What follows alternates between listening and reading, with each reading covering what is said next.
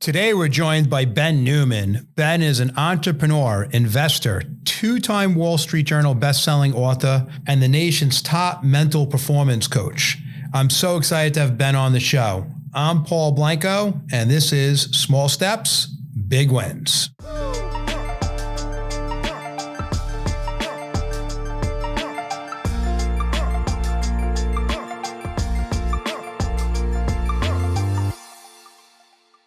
All right, Ben Newman, welcome to the show. Small Steps, Big Wins. When I think of my title of the show, Ben, I think of you. You're just taking steps each day as a performance and a mental performance coach and really just helping people. And I just want to know right up front, how did you get into this calling that you're in?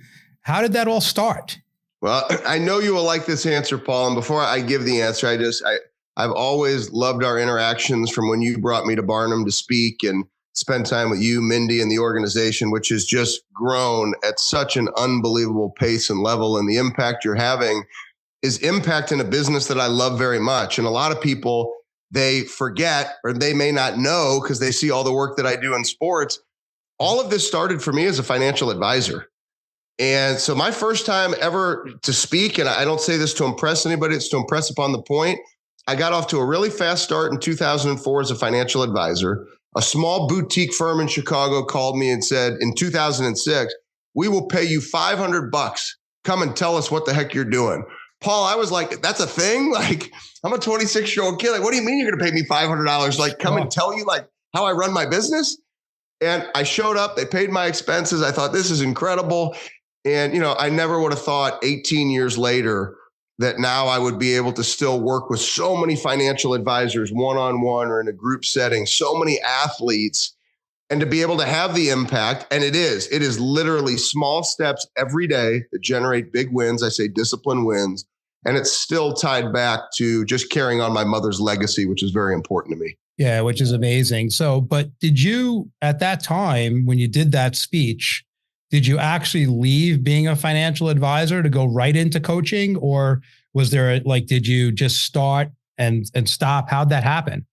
Well, first off, I had to build a business where I was in the top 1% of financial advisors. So then when I left, people thought I was really crazy. I mean, I literally had our managing partner. He's like, wait a second, let me show you the numbers. Like, do you know what you're leaving? He's like, you have renewals, well into the six figures of, hundreds of six figures of renewal. Like, you're just going to leave this?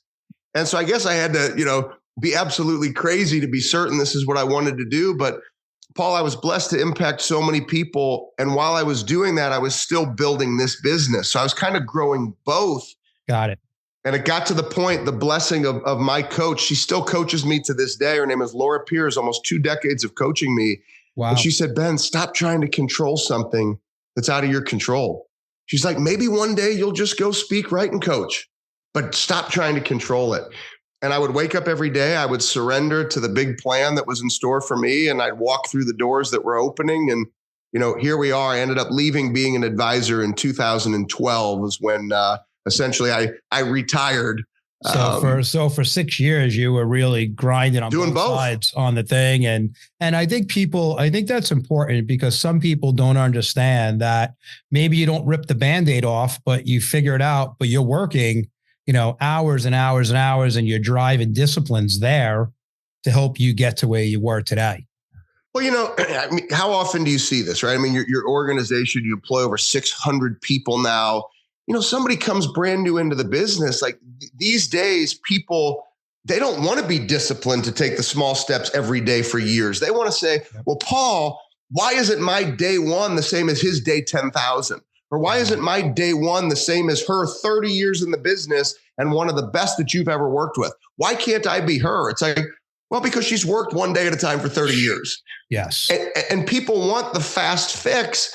And whether it's sports or in business, you and I both know whether it's growing muscle, whether it's growing a business, whether it's eating right, it's the small disciplines every day that lead to winning. Yeah. Now, let me ask you a question on that, Ben, because you're coaching, besides athletes, you're coaching financial advisors, executives, and I'm sure you're hitting people in multiple generations what you just talked about, are you seeing that in all generations, or do you think it's more of the younger kids that are saying they want the fast thing, or how is it coaching different generations? Because some of the coaches you work with are way older than the athletes are, you know? Yeah, I mean, it's a broad scope. I mean, you take college football players that I work with. Yeah, the freshmen show up and they realize like you probably need to put on 25 pounds before you get hit by the guys that are about to hit you. This would be a little bit of a process. This isn't high school ball anymore. And so, you see that at the high school level, but I do see it, more so, and you can relate to this. It's an advisor who maybe he's a career changer, to where I get a phone call from one of those leaders from an organization that says, hey, here's a gentleman that was making $400,000 a year. He's now transitioning and he thinks he's just automatically going to make $400,000 a year. And he wants to bypass rather than realizing, okay, there's a process, there's a proven system. You were brought in and recruited to be part of somebody's team, which is going to help you, but you're still going to have to be disciplined. You're just not going to walk into a $400,000 salary. Yeah. And so I'm sure with everyone you deal with, some of them have the mental fortitude to do it. But a lot of people, as you're coaching, do you find there's a lot of head trash that you have to work through with them to get them their mindset right? And is it very different doing that with an athlete versus someone in the corporate world? I think there's self-talk for all of us. I mean, there's self-talk for me. There's self-talk for you. I mean, we got to be honest. I mean, you're always going to have self-talk, but the question becomes, how long do you allow the conversation to last? Okay. And people recognizing that your self-talk is still you, right? That's why it's called self-talk. So you get to shut it down. You get to choose where you put your power. And so whether it's an athlete or a business professional, we all have self-talk, but the key is being clear and understanding what are your standards, or what are those daily disciplines that cause you to win. So I always say standard over feelings. Don't allow your feelings to dictate how you show up. You have to live to the standards every day. So what does that look like? An advisor comes into your office and she says, Paul, I've been in the business for 10 years. I've been dreaming of having an AUM check that was $250,000 for a quarterly. I just had the $250,000 check, and all of a sudden she goes on a 1-month vacation. Now, I'm all about vacation, but that's living to your feelings. You're getting seduced by success. The $250,000 quarterly GDC check was actually a byproduct of what you knew you needed to do. So why are you surprised? So let's not go vacation for a month and start taking steps backwards and no longer returning people's phone calls so that your check's smaller the next quarter. Show up if you're supposed to show up the next day and do what you're supposed to do that day, and keep stacking those days, which I know you and I both believe in. Yeah, I love it. And far too often people get seduced by success. Their feelings start to dictate their behavior. And then they call you a year from now and go, Paul, I don't understand this. I dreamt of getting to 250,000. How are my quarterlies now 175,000? And they literally started losing accounts in droves because they just stopped working because they thought they'd made it. Self-inflicted pain, right? That's right. Creating for themselves. And it's interesting, as you're saying the story, I've had with the best people I coach here, I've had the opposite, where they came in during their interview process and they said, when I get a 250 check for the quarter, you're not going to see me, dude. Like, I'm off. I'm going on vacation.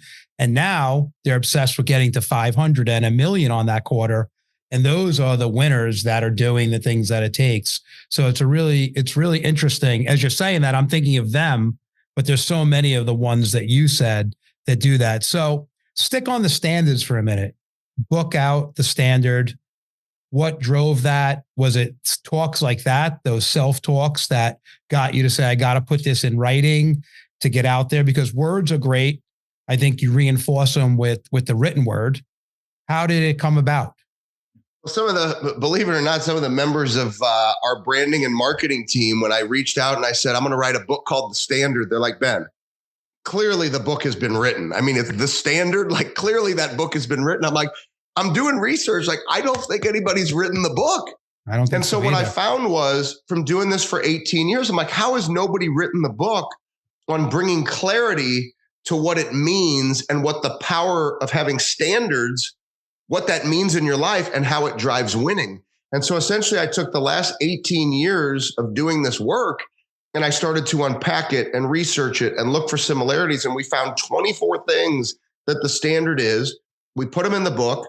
We developed what we call the 4 P's of the standard. It's a way to lock in. It's a 2-minute process. You lock into it every day to make sure that you do what's in alignment with your standards every day. And I just want to help people win more, because people don't realize winning can be simple when you understand your standards that drive winning.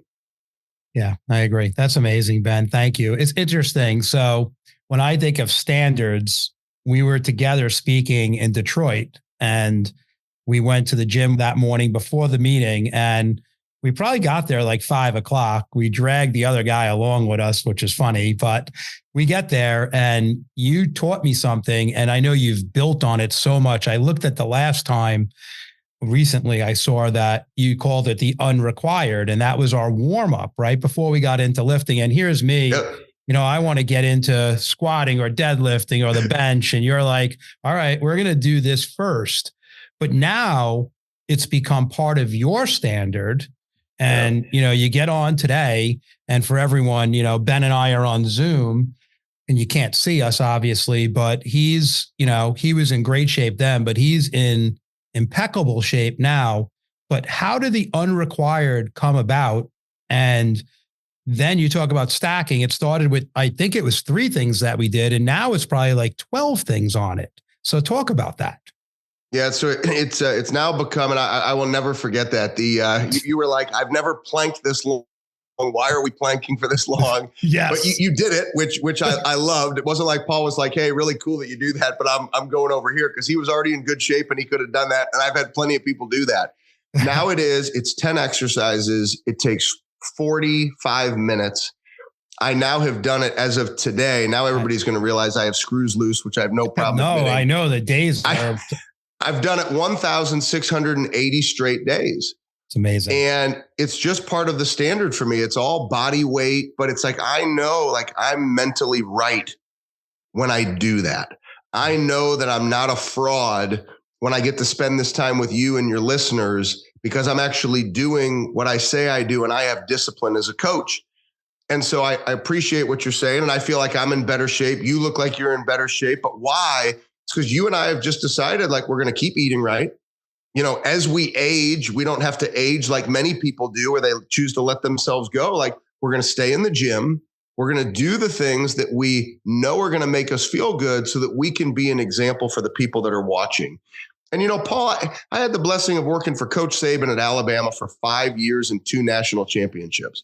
Those players wouldn't have listened to a thing that I had to say if I wasn't in shape and disciplined. They would have, these are the highest performing athletes in the world at the University of Alabama. They would have thrown me out of there the first sentence if I looked like I was eating a bag of donuts rather than looking the way that I do. No, I agree. And you're living what you're teaching, So I think that's the greatest thing. But you've built on that, because, not only are you out there on the sidelines, well, let's stay on that. You're on the sidelines, you're coaching, and you're mentally getting these athletes prepared. I see your videos, and you're always fired up out there. Your energy level's high. What is your major message to these athletes as you're preparing them for, because I love football, because you're preparing all week and trying to leave no stone uncovered when you show up on Saturday or Sunday. What is some of the things you're teaching them as an athlete? I can share that it'd be for athlete and business professional both. So I found in doing this for 18 years, as I mentioned, in sports and in business, that everybody has what I call the burn. Yeah. And there's so many coaches that talk about why, and they talk about purpose, which is so unbelievably important. But until you understand the actual burn that lies inside of you, I don't think you'll ever reach your highest level of performance. And so the burn is what actually ignites your why and your purpose. And it causes you to be disciplined on the days that you don't want to do it, but especially after you win, right? So you have that $250,000 GDC quarter, and you're like, I just want to win the next day because I'm going to 500, as you alluded to. And so for me, when I came into this business, and really my whole life, losing my mom 11 days before my 8th birthday, my parents were divorced when I was 6 months old. there's this burn inside of me to live every day to the fullest because my mom died at 38, literally 11 days before my 8th birthday. Paul, I'm a 45-year-old man now, which means I've been given 7 extra years that my mom never got. I will not waste a day. So there's this burn inside of me when I think of my mother's example. There's no hitting the snooze button. There's no choosing to skip my workouts. There's no choosing to be a bad example. Now, do I enjoy eating pancakes every now and again and being a human being? Absolutely. Do I enjoy a pizza every now and again? Absolutely. But like today's a work day, I'm locked in, and guys like you and I, we're going to work. Yep. And from a sports example, the way that unfolds, so the burn. So for me, that's a personal story. A lot of times people have been through pain. It gives them perspective. They're sacrificing for somebody right now whose little eyes are watching them in their home. Or maybe your parents sacrificed for you. You don't want to waste the sacrifice. Or people told you that you could never do this. And you said, oh yeah, just watch me, right? And they develop this mentality. Well, in sports, it comes in many different forms. I'll use an Alabama example again. Coach Saban would always have me with every new rookie class. I would give a talk on what I call prize fighter days. It's how you design winning one day at a time, and on the burn. And that's what they would have me teach every rookie class. And one of the rookie classes, this player comes up to me. This was 3 years ago. And he comes up and he says, I want to share something with you. He said, one of my siblings, my little sister, she died when she was 1. And he says, it's why I wear the number 1 on my jersey. Oh, wow. And I was like, man. Wow. And if we're really being honest, Paul, like normally when you see a player with the number 1, it's like big ego, like no doubt. This guy thinks he's the man, right? And we literally go, I speak to the team, and then we go out to the practice field. And all of a sudden, same guy was right there. And I'm looking at it. Now he's in his jersey getting ready to practice.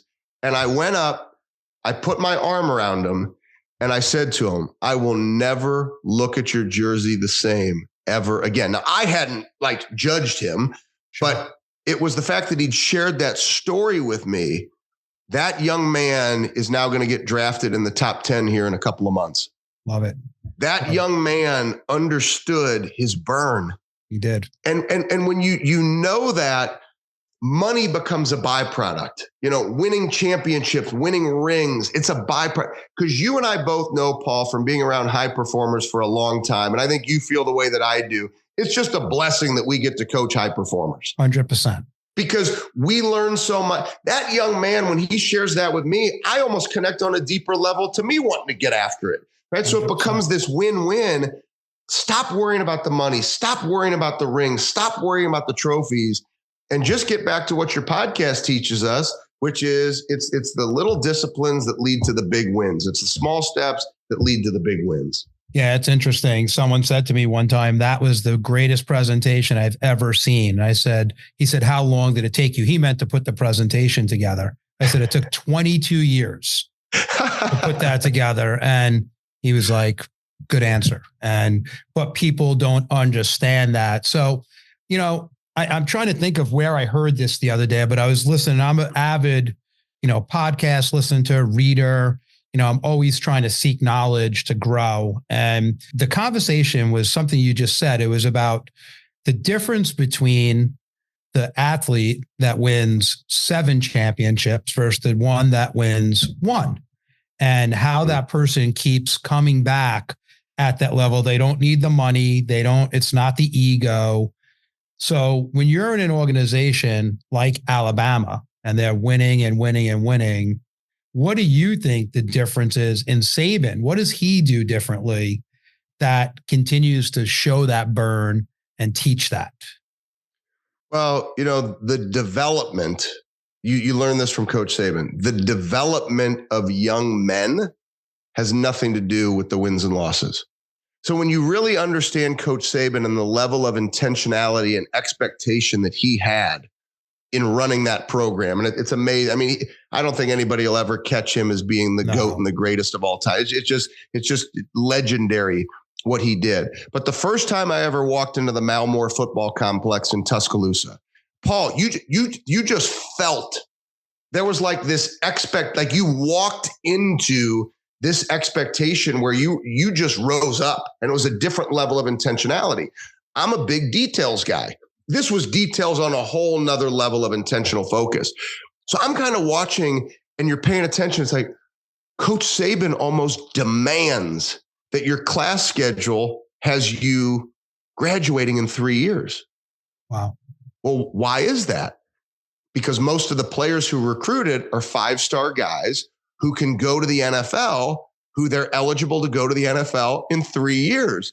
So you tell me, did Coach Saban want to win championships? Absolutely.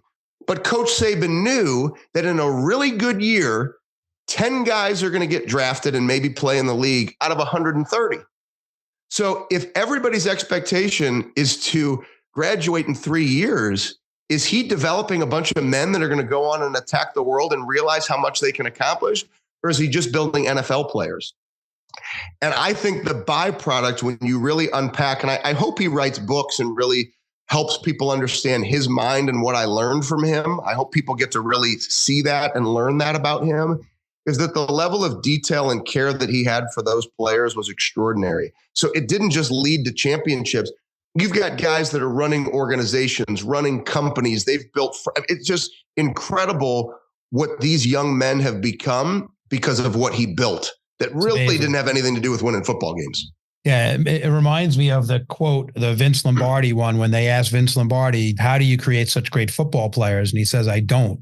I create great men. And it sounds like Saban is just following his footsteps in terms of the bigger calling of that.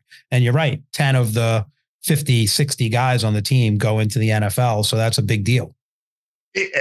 And yes, and a lot of it, I'll give you an example. There was one player that I was really, really close with. I can just picture us eating breakfast one morning, and one of the behavioral therapists who I worked very closely with, because I was the mental conditioning coach for the team.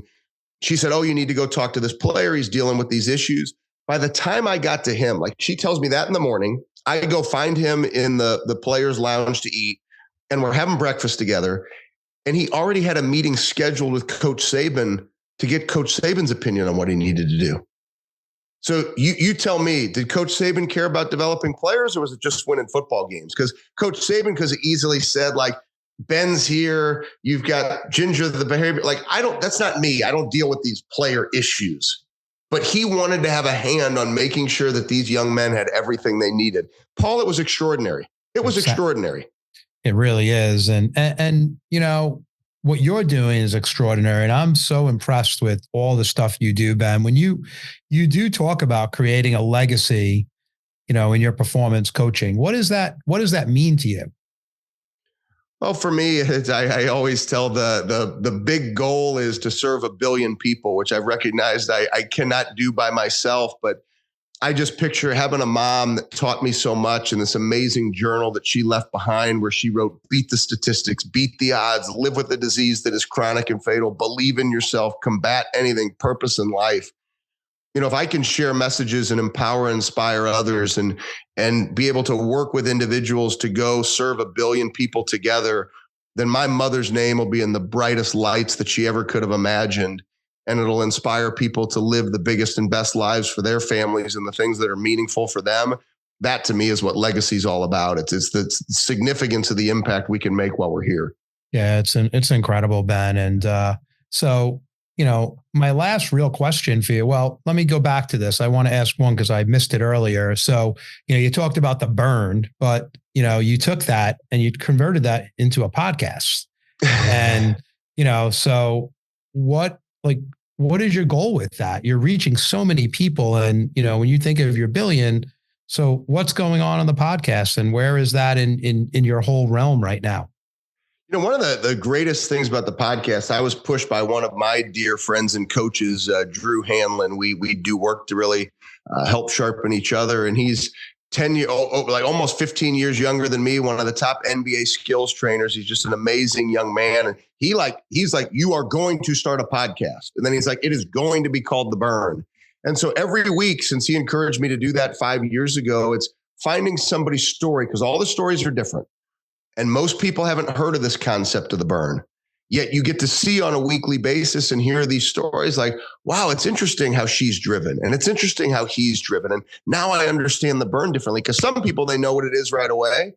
And other people, they love hearing these stories because it helps them find what their burn is. And I love the stories. I love the opportunity to learn every week. And it makes a huge difference for me and for all our listeners. Yeah, it's amazing. So I guess in closing, and I can't thank you enough for being here and taking the time to share your story and what the impact you're making. But what's next for Ben Newman? I mean, you're top 5 coaches in the country this year. You got the burn. You got 2 books out. You're on the sidelines every weekend. Like, you're impacting so many lives. What's next? I want to be the best dad that I can be. I want to be the best husband that I can be. And I want to be the best coach that I can be. And so for me, it always goes back to, I just got to keep looking in that mirror one day at a time and say, today, did I give it my very best? And it really has been a blessing, back from that first speech to some of the things I've been able to do now. It's been a huge blessing. And I just keep working every day. And, yes, I've got visions and goals and there's great clarity, but that's what I love, Paul. Yeah. I love every day. I get to just go to work. I'm blessed to have these days that my mom never got. And so I'm just going to give it everything that I've got. Yeah. And listen, I mean, what your mom did for you and the impact she's creating through you, through our whole society is just incredible. And there's some person out there you don't even know that's listening to your stuff, found their burn and is going at it. It could be just in a job or it could be as an athlete. So I think that lives on. And, one day we'll talk because I lost my dad. He was pretty young also. And, his coaching, I talk about him every day, just like you do. And I know his legacy is living on through me and my children, on that. So congratulations on all your success, Ben. And thank you for being on. Guys, grab his books, get on the burn, follow him on social. Like it's every word. When you talk about intentionality, every word that you're saying and everything you're teaching is very, very practical and could be implemented. And small steps, big win is exactly what you're living. And I'm proud of you and proud to be associated with you, Ben Newman. So thank you again for being on the show today. Paul, I'm proud to be associated with you. It's great that we've stayed connected all these years, and I appreciate you having me on. You got it. Thank you for listening to Small Steps, Big Wins. Please rate, review, and subscribe on Apple Podcasts, Spotify, or wherever you listen to your podcasts. All opinions expressed by the program participants are solely their current opinions and do not reflect the opinions their respective parent companies or affiliates or the companies with which the program participants are affiliated. Investments or strategies mentioned in this program may not be suitable for you, and you should make your own independent decision regarding them. This material does not take into account your particular investment objectives, financial situation, or needs, and is not intended as recommendations appropriate for you. You should strongly consider seeking advice from your own investment advisor. Securities and investment advisory services offered through qualified registered representatives of MML Investor Services, LLC. Member SIPC, 6 Corporate Drive, Shelton, Connecticut, 06484, telephone number 203-513-6000.